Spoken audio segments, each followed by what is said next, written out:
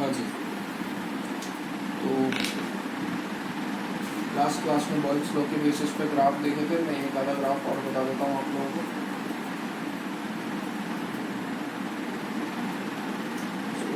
P upon V versus 1/V।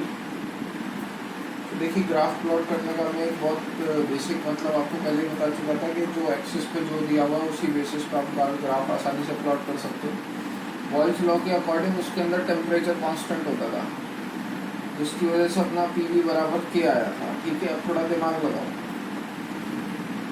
Y axis पे आपको क्या नजर आ रहा है? P/V। एक्स एक्सिस के ऊपर आपको क्या नजर आ रहा है? 1/V। So all you need to do is you have to plot the graph between P/V and 1/V. So how we supposed to do it? ये तो PV है, मेरे को एक जगह P/V और एक जगह 1/V चाहिए। तो भैया मेरे को V की फॉर्म में तो नहीं चाहिए, मतलब सिंपल भी नहीं चाहिए मेरे को, V 1/V की फॉर्म में चाहिए।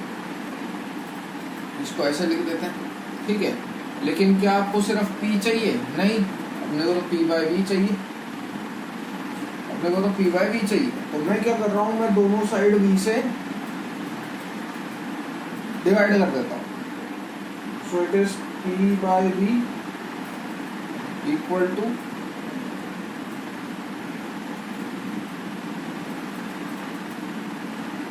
K/V square. ठीक है, it is equal to what? P/V equal to K/V square. या फिर अगर ऐसा नहीं करना चाह रहे भैया, वैसे तो कंपैरेटिवली सॉल्व मेरा इसी से हो गया, एक और अप्रोच बता देते हैं। PV इक्वल टू K ले लो। अब आपको यहाँ क्या चाहिए? P/V चाहिए, तो डिवाइड में चाहिए ना V, तो क्या करें? V स्क्वायर से डिवाइड कर दो दोनों साइड, तो PV/V square equal to K/V square. V से भी कैंसिल हो जाएगा, तो PV equal to K/V square. वही इक्वेशन बनी। तो आपको क्या मिल गया अपने एक्सिस पे, वाई एक्सिस पे P/V। एक्स एक्सिस पे क्या चाहिए था? 1/V, आपको मिल गया 1/V। किस तरीके की इक्वेशन है ये? y equal to K। X पे क्या चाहिए था? 1/V। क्या मिला? 1/V square. तो it is y equal to KX square. y equal to KX square type की कैसा ग्राफ होता था उसके अंदर? पैराबोलिक। कांस्टेंट टेम्परेचर वाले को आप आइसोथर्म बोलते थे, तो ओवरऑल इसे क्या बोलोगे आप? Parabolic isotherm. ठीक है, होपफुली इट इज क्लियर। एक आधा ग्राफ और देखते हैं, then we move on to next law. पहले इंट्रो लॉ में ही जाएगा, उसके बाद न्यूमेरिकल्स स्टार्ट होंगे थोड़ी बहुत, जो है ना।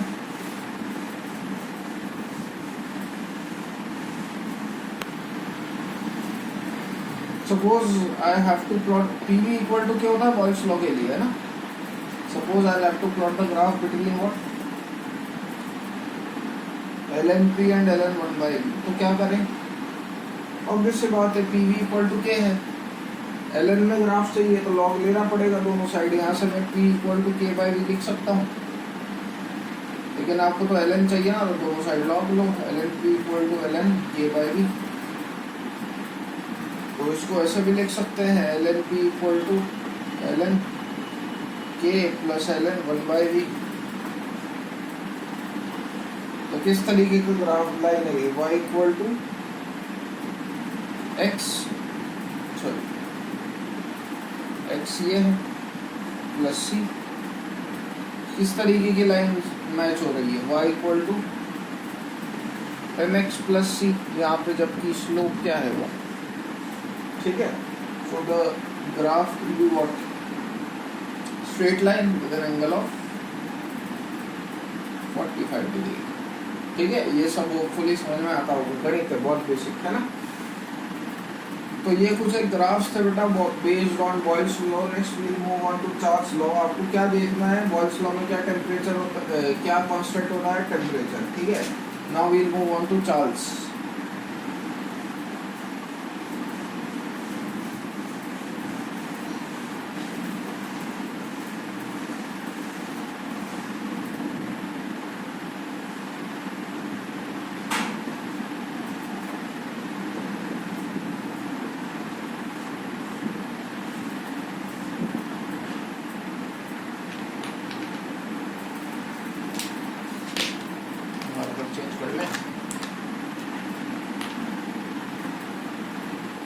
चार्ल्स के अंदर देखिए मोल्स तो सबके अंदर कांस्टेंट ही चलते हैं,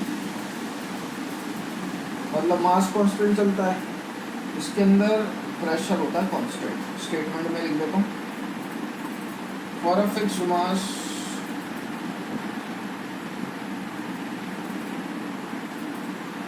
of an ideal gas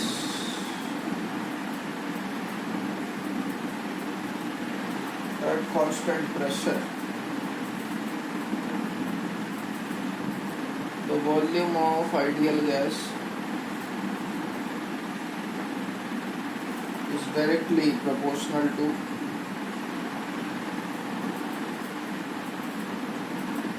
the temperature in Kelvin। ठीक है, तो मतलब PV equal to nRT equation थी अपनी। कांस्टेंट होता है pressure, for a fixed mass मतलब मोल्स कांस्टेंट, R तो पहले से ही कांस्टेंट, तो V डायरेक्टली प्रोपोर्शनल हो गया किसकी। ठीक है, यही होता है आपको क्या,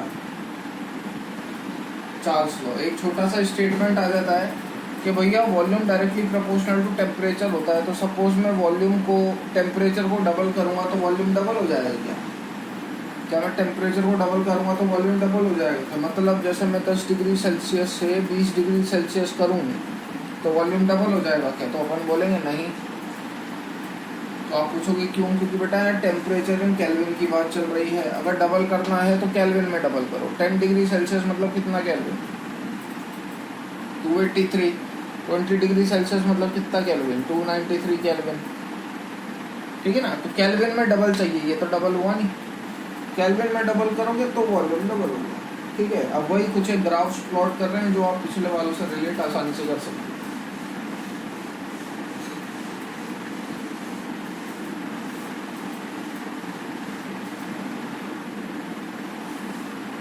First we will draw the graph between V by T versus V और T। वॉल्यूम या टेम्परेचर कोई भी ग्राफ ले लो तो होपफुली आप समझ जाते होंगे। यहाँ पे V by T आपको क्या था? कांस्टेंट था। तो जो ग्राफ है वो इस तरीके का आएगा। सेकेंड, अगर मैं ग्राफ प्लॉट करूँ ln V और ln T के कंपेयर में, तो V बराबर KT आया था अपना, ln V बराबर ln K plus ln T ln V। ठीक है, किस तरीके की लाइन आएगी? वही y equal to C plus mx straight line. अगर मैं V और 1/t के बीच में ग्राफ प्लॉट करूँ, V हटा के ये बना रहा हूँ, V और 1/t एक दूसरे से कैसे रिलेशन रखते हैं तो लाने की कोशिश करो। सो V और 1/t में आप ग्राफ प्लॉट करना चाह रहे हो तो ये क्या x y equal to constant का ग्राफ है। V की जगह x, 1/t की जगह y, तो x y equal to constant का ग्राफ कैसा आता था? Something like this.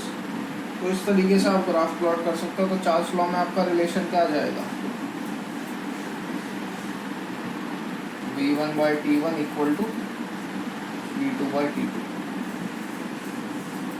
ठीक है, होपफुली ये चीज़ें समझ में आती होगी। बॉयल्स लॉ खत्म हो गया, चार्ल्स लॉ खत्म हो गया। Now we move on to Newton's law. एक में टेम्परेचर कांस्टेंट था, एक में प्रेशर कांस्टेंट था।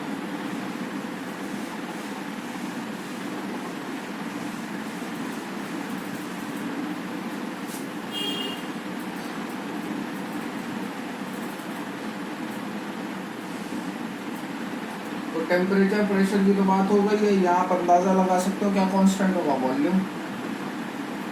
और क्या कांस्टेंट होंगे? मोल्स। स्टेटमेंट क्या बोलेंगे? For a fixed mass of gas at constant volume the pressure is directly proportional to the temperature in Kelvin। PV equal to nRT equation है। वॉल्यूम फिक्स्ड है, mass fixed है, ये fix है, तो P directly proportional to T हो गया। तो P बराबर KT हो गया। तो पी बाई टी बराबर कांस्टेंट हो गया, तो इसकी इक्वेशन क्या आ जाएगी सीधे सीधे P1 बाई T1 बराबर P2 बाई T2। वही ग्राफ प्लॉट करेंगे, अब वो पूरी अब तो याद ही हो गया होगा सारा तामझाम।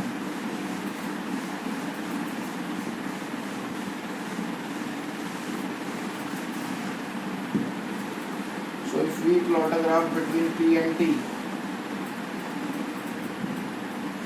जो लाइन आएगी वो स्ट्रेट लाइन आएगी आइसोकोर।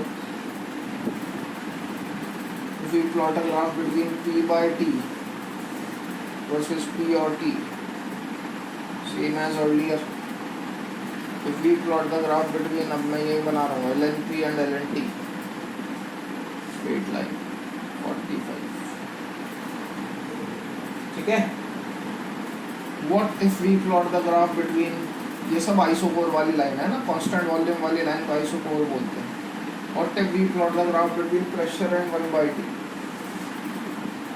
something like this, ठीक है। So ये आपका गेल-लुसाइक्स लॉ था।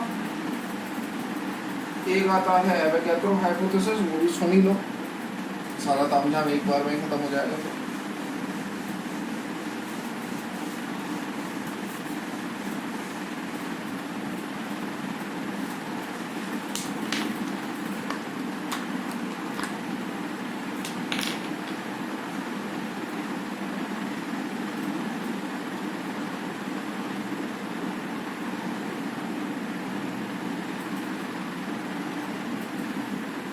तो अपन ने शुरू में बॉल्स में रखा था टेम्परेचर कांस्टेंट, चार्ल्स में लगा था प्रेशर कांस्टेंट, ये लूसेग में रखा वॉल्यूम कांस्टेंट। इसके अंदर बेटा सिर्फ मोल्स कांस्टेंट है। स्टेटमेंट समझिएगा, at the same condition of pressure and temperature equal volume of, statement समझ में नहीं आएगा, मैं समझाऊंगा, वो समझने की कोशिश करना। At the same condition of pressure and temperature equal volume of any ideal gas always have the same number of molecules। कहने का मतलब क्या, सपोज मैंने गैस ले लिया O2, H2, हीलियम, NH3, और इन सबका जो प्रेशर और टेम्परेचर है वो सेम है, सेम टेम्परेचर एंड प्रेशर, ठीक है। सारे गैसेस का सेम वॉल्यूम और सारे गैसेस को मैंने सेम टेम्परेचर और सेम प्रेशर पे ले लिया, और इन सब में से मैंने क्या करा, इक्वल वॉल्यूम निकाल लिया, यानी कि सब में से मैंने V निकाल लिया, इसमें से भी मैंने V निकाल लिया, इसमें से भी मैंने V निकाल लिया, इसमें से भी मैंने V निकाल लिया, इसमें से भी मैंने V मॉलिक्यूल्स निकाल लिए। तो जब आप किसी कोई भी गैस ले लो जिसका टेम्परेचर और प्रेशर आपने कांस्टेंट मेंटेन कर रखा और उसमें से आप सेम वॉल्यूम ऑफ गैस निकालते हो, तो आपके पास जो नंबर ऑफ मॉलिक्यूल्स बचते हैं, मैंने मान लिया ये n बचे, तो सबके पास सेम होते हैं, ठीक है। मैं रिपीट कर देता हूँ, आप गैस कोई सी भी ले लो, अगर आपने प्रेशर और टेम्परेचर कांस्टेंट मेंटेन रखा है और मैं सब में से V volume of the gas निकाल रहा हूँ, तो एट द एंड जो मॉलिक्यूल्स बचेंगे वो सबके अंदर सेम बचेंगे, ठीक है। मॉलिक्यूल सेम है तो इनडायरेक्टली मोल्स भी सेम है, और मोल सेम है मतलब मोल्स आर कांस्टेंट, वो ये बोलना चाह रहा है, ठीक है। कुल मिला के यहाँ से आप क्या ये इतना ड्रॉ कर लीजिएगा, उसके बाद क्या लिखेंगे अपन, प्रेशर टेम्परेचर सेम था तो वॉल्यूम किसके डायरेक्टली प्रोपोर्शनल हो जाएगा, नंबर ऑफ मोल्स के। तो यहाँ पे जो फॉर्मूला बनेगा वो क्या बनेगा, V1/N1 बराबर V2/N2। This is all about gaseous law, अब समझना है ना। Moles constant, temperature constant, pressure inversely proportional to volume, moles constant, pressure constant, volume constant. Pressure is constant, sorry volume directly proportional to temperature, volume pressure directly proportional to temperature. यहाँ formula क्या बनता है, P1 V1 बराबर P2 V2। ये formula क्या बना था, V1 upon T1 बराबर V2 अपॉन T2। ये फार्मूला क्या बना था, P1 अपॉन T1 बराबर P2 अपॉन। और एक अभी जो अपन ने लास्ट एवोगैड्रो हाइपोथेसिस पढ़ा उसके अंदर क्या कांस्टेंट था, टेम्परेचर कांस्टेंट, प्रेशर कांस्टेंट। तो volume directly proportional two moles था, V1 अपॉन N1 बराबर V2 अपॉन N2। ये पढ़ा अपन ने अभी तक। This is known as Boyle's law, BL, Charles law, Gay Lussac, Avogadro hypothesis. जब इन चारों को आप कंबाइन करोगे तब बनती है, चारों लॉस को कंबाइन करने के बाद आपकी equation PV equal to nRT। अगर किसी इक्वेशन के अंदर सिर्फ मोल्स कांस्टेंट है तो मोल्स कांस्टेंट है मतलब मोल्स कांस्टेंट आर तो ऑटोमेटिकली कांस्टेंट, मतलब PV by T equal to constant. So the new equation is what, P1 V1 upon T1 equal to P2 V2 upon T2। तो ये फॉर्मूले अब आपको याद होने चाहिए। इसके बेसिस पे अपन न्यूमेरिकल देखेंगे नेक्स्ट क्लास में।